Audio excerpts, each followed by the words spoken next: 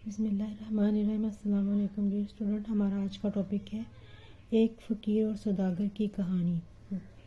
ایک دفعہ کا ذکر ہے کہ ایک فقیر کا گزر ایک جنگل میں سے ہوا۔ راستے میں اس کی نظر ایک بہت بڑے خزانے پر پڑی۔ فقیر نے خزانہ دیکھا تو مقدار میں اس قدر زیادہ تھا کہ فقیر میں اتنا سارا خزانہ اٹھانے کی نہ طاقت تھی نہ کوئی سواری کہ لاد کر لے جائے۔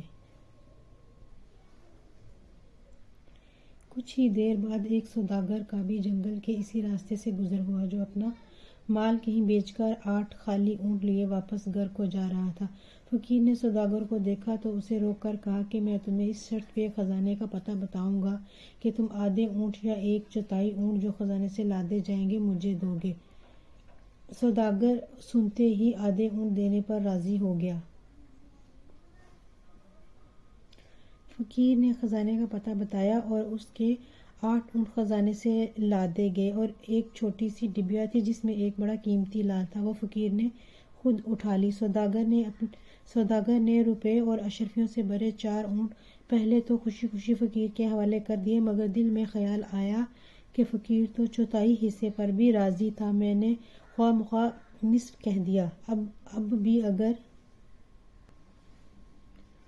پوچھوں تو شاید دے ہی دے۔ یہ سوچ کر سوداگر نے فقیر سے کہا، سائیں صاحب، بے شک میں نے آدھے اونٹ دینے کو کہا تھا، مگر آپ نے خود 1/4 حصہ بھی کہا تھا، بس اگر آپ اپنی بات پر قائم رہیں تو 2 اونٹ مجھے اور ملنے چاہیے۔ فقیر نے کہا، بابا تم چاہو تو اب بھی 2 اور لے لو، مجھے 2 ہی بہت ہیں۔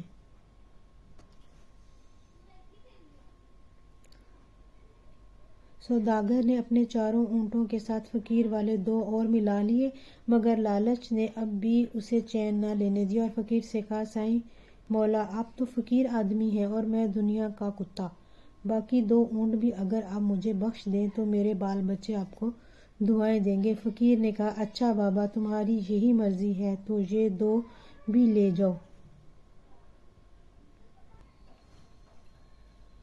سوداگر سنتے ہی 8 اونٹ لے کر اٹھ کھڑا ہوا اور خوشی خوشی گھر کو چل دیا، مگر راستے میں خیال آیا، گویا دولت تو بہت ہے، مگر فقیر کے پاس جو ایک قیمتی لال رہ گیا، اگر وہ بھی مل جاتا تو بڑا لطف ہوتا۔ اس خیال کے آتے ہی اس نے اونٹوں کو تو نوکروں سمیت آگے روانہ کر دیا، مگر خود فقیر کی طرف پلٹ پڑا۔ سوداگر واپس اس جگہ پہنچا تو فقیر کہیں نکل گیا تھا۔ سوداگر لالچ کا مارا دن بھر اسی جنگل میں فقیر کو ڈھونڈ رہا تھا، اتنے میں اونٹ کہیں کے کہیں جا پہنچے۔ سورج ڈوبنے لگا تو بہت گھبرایا کہ جنگل میں کھاؤں کیا اور رہوں کہاں۔ اتنے میں پاس کی ایک جھاڑی میں شیر کے دھاڑنے کی آواز سنائی دی۔ سوداگر ابھی سوچ ہی رہا تھا کہ کہاں بھاگے، اتنے میں شیر بو پا کر سر پر آ پہنچا اور دم بھر میں سوداگر کے ٹکڑے ٹکڑے کر ڈالے۔ اس طرح سوداگر کی لالچ نے اس کی جان لے لی۔ نتیجہ سچ ہے کہ لالچ بری بلا ہے۔